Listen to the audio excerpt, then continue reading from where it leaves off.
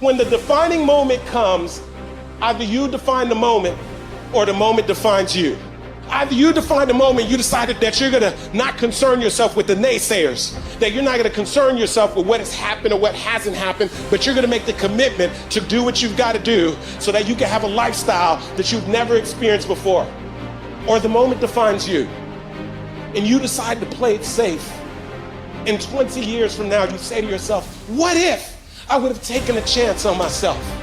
What if I would have stayed in the game? What if I would have kept making the phone calls? What if, and what if? The what if mentality is, this guy told me I was a 36th African-American Navy SEAL in Navy SEAL history, over 70 years. This guy told me there's only 35 African-Americans to ever be a Navy SEAL. He was pretty much telling me, you ain't got what it takes. I took that and said, what if I can be the 36th? But what if I could? What if I could pull off this miracle? How will I feel at the very end if I can defy all the odds? You're in a test of your will right now, because life says it has a little more test for you. You can look at your challenge with skill, and it will see it just as that. A challenge. Or you can look at your challenge with will. Those exceptional people who are uncomfortable with the times and rise to the challenge because they refuse to allow the chaos around them to determine the conqueror within them. I've never met anybody who was terribly creative or gifted or strong in leadership who was also comfortable. You must be willing to extend yourself to the limit with no guarantee of success.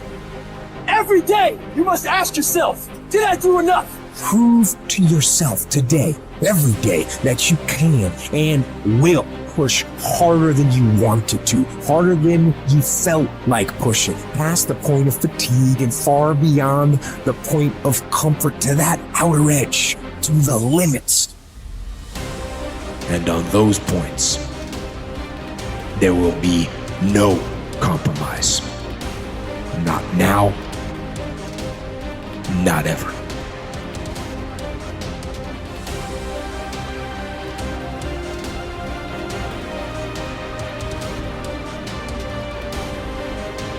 Young people globally want to be like Elon Musk. What's your advice on that? I think that probably they shouldn't want to be. You? I think it sounds better than it is. Okay. Yeah, it's not as much fun being me as you'd think. I don't know. You don't think so? No. There's definitely, it could be worse for sure, but it's, I'm not sure I'm not sure I want to be me. Okay. But if,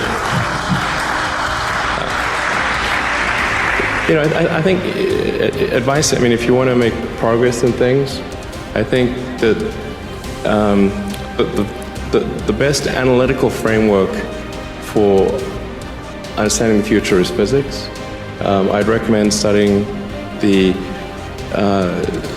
thinking process around physics, like not the equations. I mean, the equations certainly they're helpful, but the way of thinking in physics is it's the best framework for understanding things that are counterintuitive. And you know, always taking the position that you are to some degree wrong, and your goal is to be less wrong over time. One of the biggest mistakes people generally make, and I'm guilty of it too, is wishful thinking. You know, like you want something to be true, even if it isn't true. And so you ignore the things that, you ignore the real truth because of what you want to be true. This is a very difficult trap to avoid. And like I said, certainly one that I find myself in having problems with. But if you just take that approach of you're always to some degree wrong and your goal is to be less wrong, and solicit critical feedback, particularly from friends. Like friends, particularly friends, if somebody loves you, they want the best for you. They don't want to tell you the bad things. So you have to ask them, and say, really, I really do want to know. and then they'll tell you. First say to yourself what you would be, and then do what you have to do.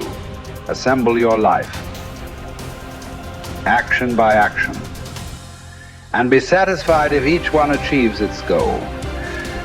No one can keep that from happening. Action by action. If your soul be habitually in practice, you will plead and teach, listen and learn, investigate and meditate.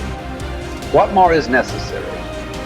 Does what's happened keep you from acting with justice, generosity, self-control, sanity, prudence, honesty, humility, straightforwardness, and all other qualities that allow a person's nature to fulfill itself?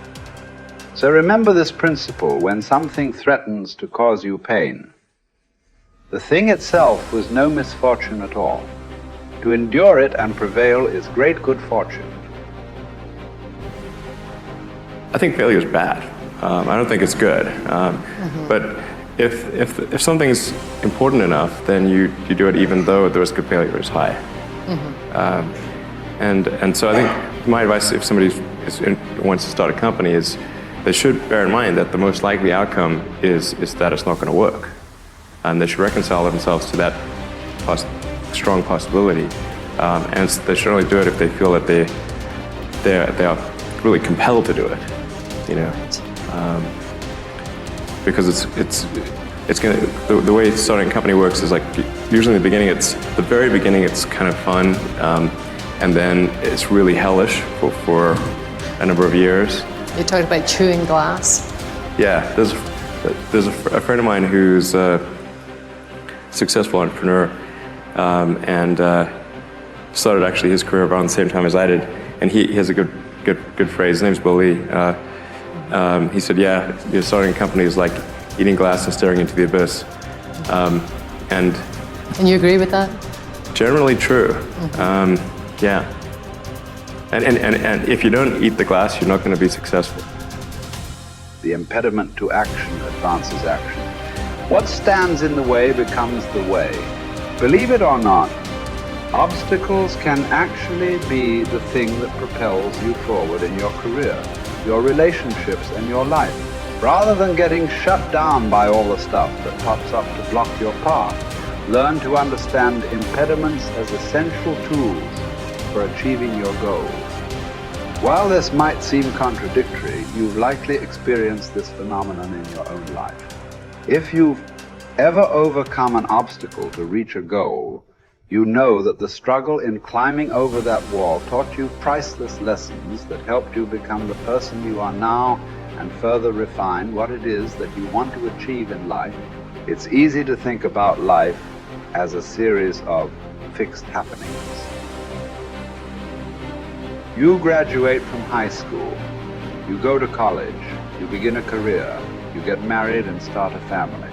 While there's nothing wrong with having a map of your future, it's important to understand that you're going to encounter things along the way that might just fundamentally change the direction you're heading in. As the simplest of examples, let's say, that you are taking a run on some nature trails near your house. During a storm the previous night, however, the path you always take has become problematically flooded. What do? Do you turn around? Do you try to bushwhack through the woods around the path? Or do you change your route on the fly and explore a part of the woods you've never been to before? If you chose either option 2 or 3, the impediment to your action actually advanced your action. You likely experienced a new and rejuvenating headspace too, either navigating through the woods without a trail or running down a path you'd never considered exploring before.